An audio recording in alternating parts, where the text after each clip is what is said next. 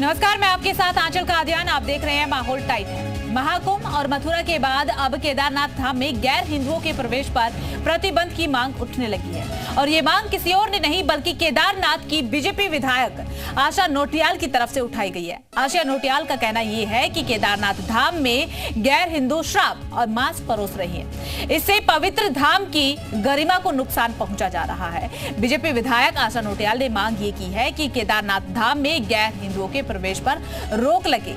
मुस्लिम समाज और कांग्रेस ने इसका विरोध भी किया है। मुस्लिम समाज का कहना यह है कि ये संविधान की मूल भावनाओं के खिलाफ जा रहा है, क्योंकि कोई भी कहीं भी जा सकता है। तो उधर कांग्रेस का कहना यह है कि बीजेपी हमेशा ही हिंदू मुस्लिम कार्ड खेलती है, यानी कि केदारनाथ में गैर हिंदुओं की एंट्री पर बैन की मांग पर महाभारत छिड़ गई है। तो आज इसी मुद्दे पर चर्चा करेंगे, लेकिन पहले आपको दिखाते हैं एक रिपोर्ट।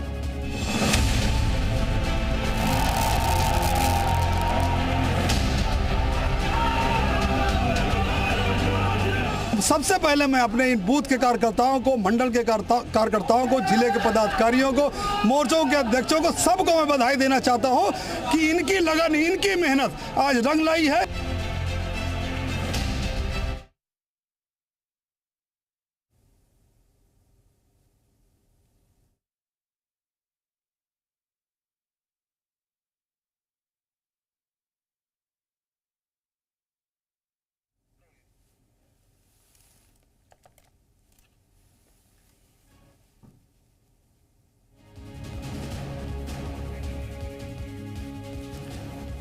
तो देखिए, आपको बता दें कि एक बार फिर से जो मांग है वो उठने लगी है। आपको इसी के साथ ये भी जानकारी दे दें कि आखिरकार केदारनाथ धाम में मुस्लिम समाज के लोग क्या क्या भूमिका निभाते हैं। केदारनाथ धाम में घुड़सवारी चलाने का काम जो है मुस्लिम समाज के लोग करते हैं। होटल्स का संचालन चाहे हो, ढाबे का संचालन हो, दुकानों का संचालन हो, ये काम भी जो है मुस्लिम समाज के लोग करते हैं। श्रद्धालुओं का सामान भी ढोते हैं मुस्लिम समुदाय के लोग ही। तो ये तमाम वो काम है जो मुस्लिम समाज के लोग केदारनाथ धाम में करते हैं, जो आपको हम बता रहे हैं। और इसे लेकर के अब आशा नोटियाल, जो कि केदारनाथ की विधायक भी है, बीजेपी विधायक है, उनकी तरफ से मांग जो है उठाई गई है कि केदारनाथ धाम यात्रा की जब शुरुआत हो तब वहां पर मुस्लिमों की एंट्री बैन हो।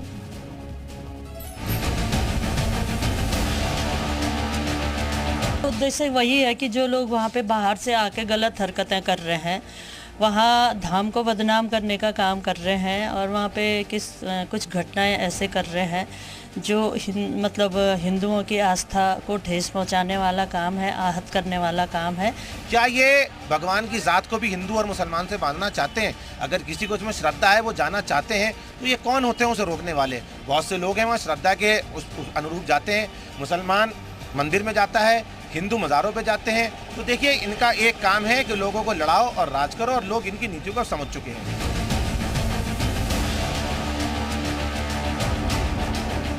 आस्था निजी होती है।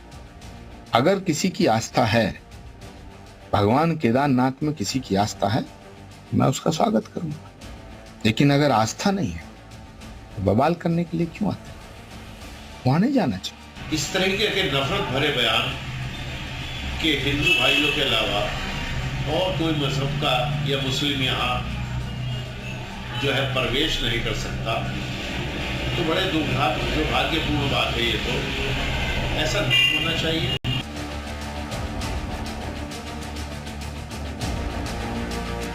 सुरक्षा करिए, विधर्मियों को इस प्रकार से प्रोत्साहन न दिया जाए कि वहां पर दूषित मानसिकता परोस कर और वहां पर गलत कार्य करें। तो अच्छी बात है वहां पर, और वहां प्रतिबंध लगना चाहिए।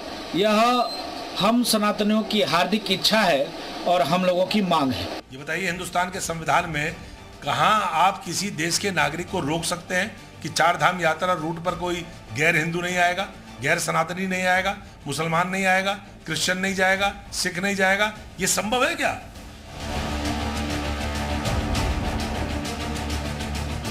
जो देवभूमि के लिए, हिमालय के लिए आवाज उठाई है, वो आवाज हर उत्तराखंडी की आवाज है और सरकार को इसको सुनना होगा और एक कड़ा कानून बना करके तत्काल हिमालय में मुसलमानों को या गैर हिंदुओं को का प्रवेश तत्काल वर्जित करना होगा। जब मैं मुख्यमंत्री बन के आया, ये उससे पहले की बातें हैं, लेकिन यदि मैं यही कह रहा हूं, यदि कुछ है ऐसा, आप अपने मुख्यमंत्री से कहिए।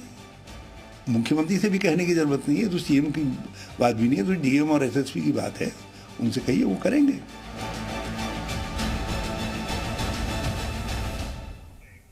और चलिए इसी पर चर्चा करने के लिए हमारे साथ खास मेहमान जुड़ चुके हैं। हनी पाठक प्रवक्ता बीजेपी की जुड़ चुकी है, और इसी के साथ हमारे साथ जुड़ चुके हैं मुमताज रिजवी मुस्लिम स्कॉलर के तौर पर। करण खुराना हमारे सहयोगी हरिद्वार से जुड़ चुके हैं। करण, सबसे पहले आप ही के पास आते हुए, तो हरिद्वार की जो जनता है, वहां के जो लोग हैं, उत्तराखंड के जो लोग हैं, इस पूरे मामले को लेकर के उनका क्या मानना है, उनकी क्या राय है?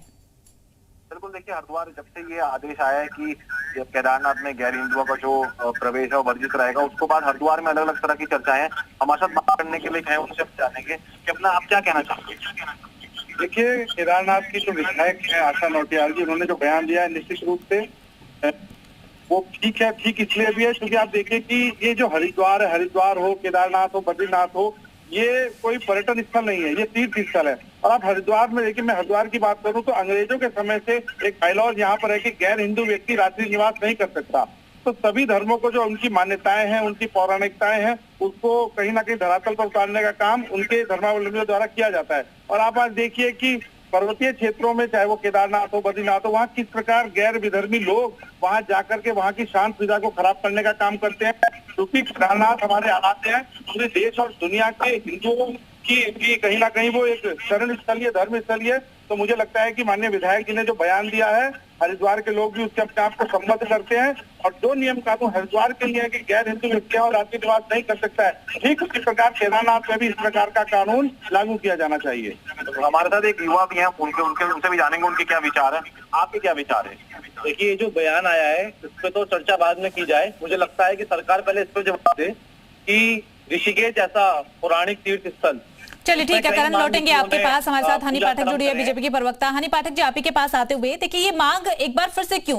पहले हमने देखा महाकुंभ के दौरान बीजेपी की तरफ से मांग उठाई गई कि मुस्लिमों की एंट्री वहां पर बैन हो। उसके बाद साधु संतों की तरफ से भी ये मांग उठाई गई। फिर होली का त्योहार आता है, तो होली के त्योहार पर मथुरा में भी ये मांग उठी कि वहां पर जो है मुसलमानों की एंट्री ना हो, मुसलमान जो है दुकान ना लगाए। अब केदारनाथ में केदारधाम की यात्रा शुरुआत होने वाली है, और यात्रा से पहले इस तरीके की मांग कि यहां पर मुस्लिमों की एंट्री पर प्रतिबंध लगे। देखिए, इसको किस रूप में ये देख रहे हैं डिपेंड वो करता है। सनातन संस्कृति हमारी ये कहती है कि मांस, मछली, दारू वगैरह पीकर कोई भी मंदिर में प्रवेश ना करे। और जो हमारे हिंदू प्रवृत्ति के लोग हैं वो सनातन संस्कृति को बहुत अच्छे से समझते हैं और उसका पूरी तरीके से पालन करते हैं। लेकिन जिसके ईश्वर ही वो सनातन धर्म वाले नहीं है, तो वो क्या उसका सम्मान करेंगे, क्या उनके मन में होगा, ये सोचने वाला विषय है। तो इन सब चीजों को देखते हुए वहाँ की जनता की प्रॉब्लम को समझते हुए हमारी केदारनाथ की विधायक श्रीमती आशा नौटियाल जी ने, जनता ने जो उनसे अपील करी थी उसके बारे में ये विषय उन्होंने रखा है और अपनी बात इसको रखा गया है। मैं ये पूछना चाहती हूँ सभी धर्म गुरुओं से जो यहाँ पर उस समुदाय के लोग हैं, जो अल्पसंख्यक समुदाय के हमारे लोग हैं, जब नमाज की बात ये कर रहे हैं तो होली वाले दिन की जो आंचल जी आपने बात करी, तो होली में प्रतिबंध लगाने को नहीं कहा गया था। इन्होंने ही कहा था कि हम पर रंग का छींटा आता है नमाज के दौरान तो हम अशुद्ध और अपवित्र हो जाते हैं। तो मुझे ये भी तो बताएं कि इनके ऊपर एक रंग, जो कि रंग हमारी खुशियों का प्रतीक है, रंग हमारी दुनिया का प्रतीक है, वो चीजों में अगर ये सोचते हैं कि उसका छींटा आ जाता है तो ये अपवित्र हो जाते हैं, तो हमारे मंदिर में इस तरीके की कोई चीजें हो तो क्या हमारा मंदिर अपवित्र नहीं होगा? ये चीजें भी तो सोचनी चाहिए। हनी जी, सवाल तो ये भी उठ रहा है कि क्या कोई शिकायत ऐसी मिली है, क्या कोई शिकायत ऐसी मिली हो, क्योंकि दर्शक जानना चाहते हैं कि कोई शिकायत मिली हो जिसके चलते ये फैसला लिया गया हो। आंचल जी, देखिए हमारी विधायक, केदारनाथ की विधायक श्रीमती आशा नौटियाल जी ने अपने वक्तव्य में इसको पूरी तरीके से ओपन करके बोला है कि जनता की भावनाओं को समझते हुए, जनता की अपील को समझते हुए, जनता जो चाहती है उसको समझते हुए हम इस बात को कह रहे हैं। उन्होंने जनता की बात कही है। जनता के लोग जो हैं, जो हमारी देवतुल्य जनता है, जिन्होंने हमें जिताया है, उन्होंने ये अपील करी है अपने क्षेत्रीय विधायक से, तो उन्होंने इस बात को रखा है पटल पर। ठीक है मुमताज जी, आपके पास आते हुए, जनता की अपील थी इसलिए वहां की विधायक ने ये मांग उठाई है, लेकिन मुस्लिम समुदाय की तरफ से इसका विरोध क्यों किया जा रहा है? नहीं, बहुत बहुत शुक्रिया आपका। कोई विरोध नहीं हो रहा है। दरअसल हिंदुस्तान की जो रवायत रही है, हिंदुस्तान की जो तहजीब रही है और हिंदुस्तान की जो संस्कृति रही है, दरअसल ये उस पे हमला है। और इसलिए ये कहा जा रहा है एक तफरका, एक बंटवारे की राजनीति की जा रही है। और इसकी वजह मैडम मैं बताऊं आपको क्या है। वजह ये है कि बीजेपी के विधायक बेरोजगार हैं, इनके पास कोई काम नहीं है, क्योंकि काम सब सौंप दिया गया है तमाम जो बड़ी बड़ी मल्टीनेशनल कंपनीज हैं, अडानी और अंबानी को। अब इनके हाथ में कुछ है नहीं, तो इनको ये कह दिया गया है कि आप इसी तरीके के मुद्दे में जनता को उलझाए रहो। वरना मैं जानना चाहता हूं, आप बताइए, ये कभी ये सवाल क्यों नहीं उठाते कि स्लॉटर हाउस सब बंद कर दिए जाए? ये मांग क्यों नहीं उठाते कि गौ माता जो हमारी है उसको राष्ट्रीय पशु घोषित किया जाए? ये मांग क्यों नहीं उठाते? आप हमें बताइए, क्यों आज तक मांग नहीं उठाई कि गंगा जमुना जिस तरीके से गंदी है इसको साफ किया जाए? इस तरह के न जाने कितने इनके अपने मुद्दे हैं। आप बताइए, किस तरह से मंदिर गिराए गए काशी में, काशी कॉरिडोर बनाने के लिए, लेकिन ये लोग चुप रहते हैं।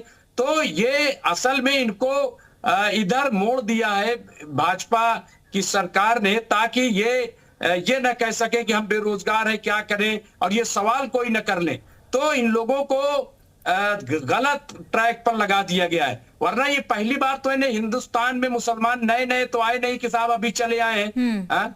तो ये सदियों से यहाँ रह रहे हैं, बहुत मिलजुल करके रहे हैं।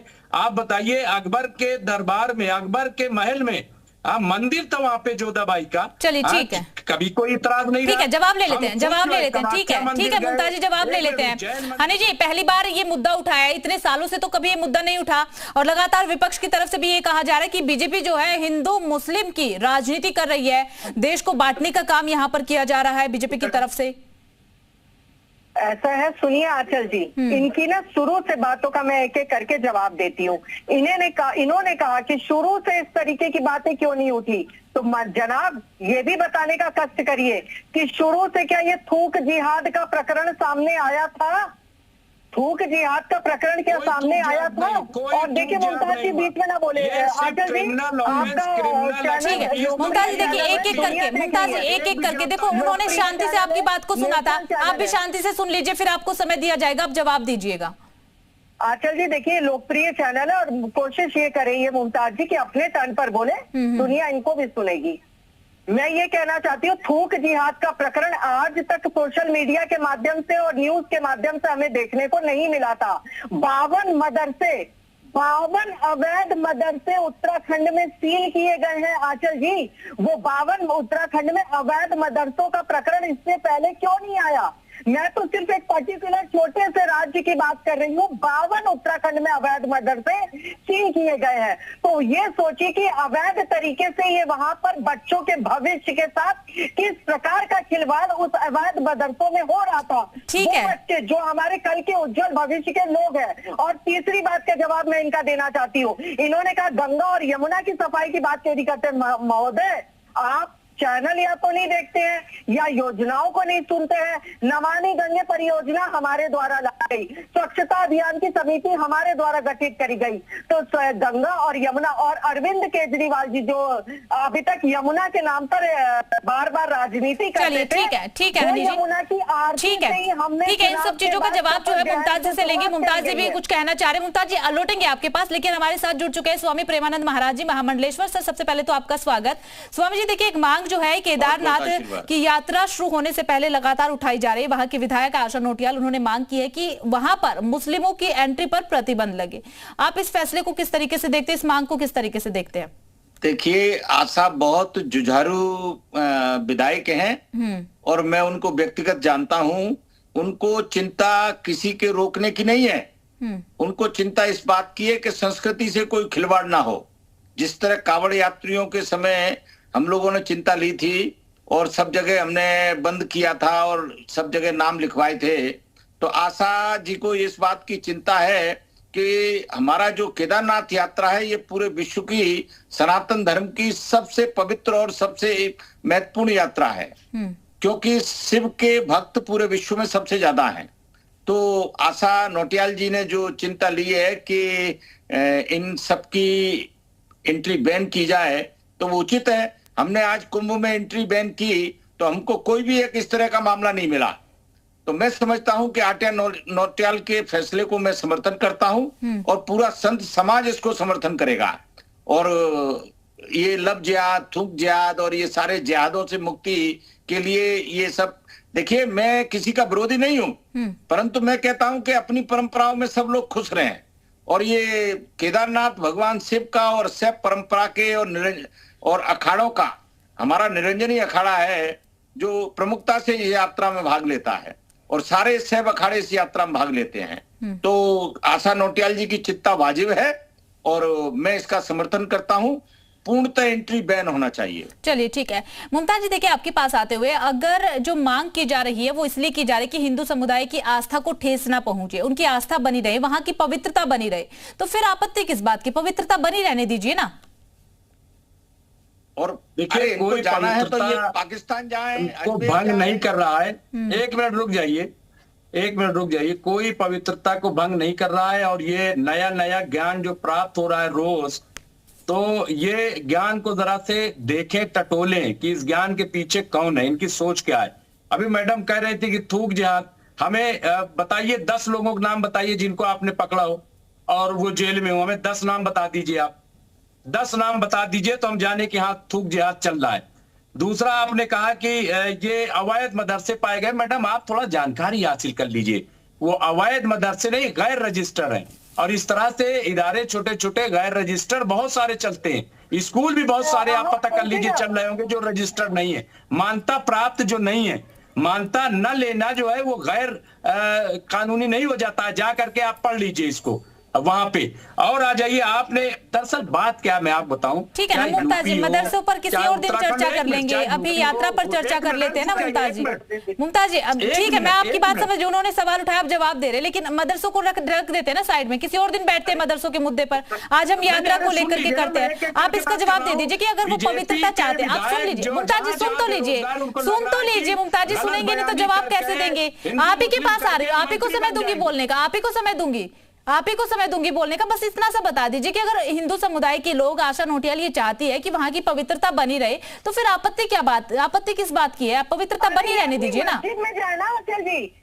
मैं कह रहा हूँ कि उस पे कोई सवाल नहीं है भाई, उनकी जमीन है, जिसको चाहेंगे आने देंगे, जिसको चाहेंगे नहीं। हमारे दलितों को बाहर कर रखा है इन्होंने सदियों से, पसमानदा तबका का बाहर रखा है, तो ये लोग तो जाने नहीं देते। तो वहाँ कोई बहस नहीं है, बहस उस पे नहीं है कि मंदिर में क्यों नहीं जाने देते, बहस इस पे है कि ये लोग हिंदू मुस्लिम कर रहे हैं, बहस इस पे है कि लोग देश को बांटने का काम कर रहे हैं, बहस इस पे है। ठीक है मुमताज जी, ठीक है हनी जी का रुख कर लेते हैं। ठीक है हनी जी, देश को बांटने का काम किया जा रहा है, जिस तरीके की मांग उठ रही है, इन मांगों से सिर्फ और सिर्फ देश में विभाजन होगा और कुछ नहीं होगा, मुमताज जी ने आरोप लगाया है। देखिए हमारे सामने निरंजनी अखाड़ा के इतने बड़े संत बैठे हैं, स्वामी प्रेमानंद जी, इनका मैं बहुत आदर सम्मान करती हूँ। मेरे टर्न के बाद ये विस्तार से इसको बताएंगे कि मुझे ये बताए, एक रंग लगने से, पवित्र रंग लगने से इनका धर्म भ्रष्ट हो जाता है, लेकिन मीट मांस मदिरा खाकर इनके द्वारा सनातन संस्कृति के मंदिर में प्रवेश करने से हमारा धर्म और हमारी सनातन संस्कृति आज नहीं होती है। दूसरी बात मैं इनसे ये पूछना चाहती हूँ कि मुझे ये नहीं समझ में आ रहा, इनका मक्का मदीना वगैरह ये सब जगह ये जाए ना, जो इनकी पूजनीय स्थल है, मस्जिदों में जाए, मक्के में जाए, मदीने में जाए, हज में जाए। इनको कुंभ का ही रुख क्यों करना है? इनको हमारे चारों धामों में से सबसे पवित्र स्थान केदारनाथ जी का रुख क्यों करना है? मुझे ये बताए ना, अगर धर्म सम्मति की तरफ से ये बढ़ते हैं आगे, तो मुझे ये बताए कि होली के पवित्र रंगों से इनको परहेज क्यों? होली के रंगों से इनको परहेज क्यों? और दिवाली के पटाखों से इनसे दूरी क्यों? चलिए ठीक है प्रेमानंद जी का रुख करते हुए, प्रेमानंद जी देखिए, आपने सुना होगा मुमताज जी को, इत्मीनान से आपने सुना होगा, उनकी तरफ से कहा जा रहा है कि मांग तो उठ रही है, ठीक है, आस्था को ठेस पहुंचेगी जैसा कि आपने कहा, लेकिन उनका कहना है कि अगर ये मांग अगर उठाई जाएगी, क्योंकि पहले महाकुंभ में भी ये मांग उठाई गई, उस समय भी बहुत विरोध देखने को मिला था, अब दोबारा से ये मांग उठ रही है केदारनाथ यात्रा को लेकर के, तो इससे सिर्फ और सिर्फ देश में विभाजन होगा और कुछ नहीं होगा, भाईचारा तो खत्म ही हो गया ना। देखिए, अपने घर की सुरक्षा करना, अपने धर्म की रक्षा करना, अपनी पवित्रता की रक्षा करना, अपनी संस्कृति की रक्षा करना, ये सबका मौलिक अधिकार है।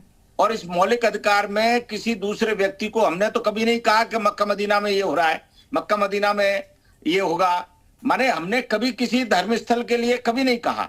हमने अपने धर्म स्थल पे अपने अनुयायियों के लिए संदेश दिया है, तो उसमें इन लोगों को बात भी नहीं करना चाहिए। जो ठेकेदार हो उनसे भाई, केदारनाथ हमारा पवित्र स्थल है, पूरे विश्व के सनातनियों के श्रद्धा का विषय है और आस्था का विषय है।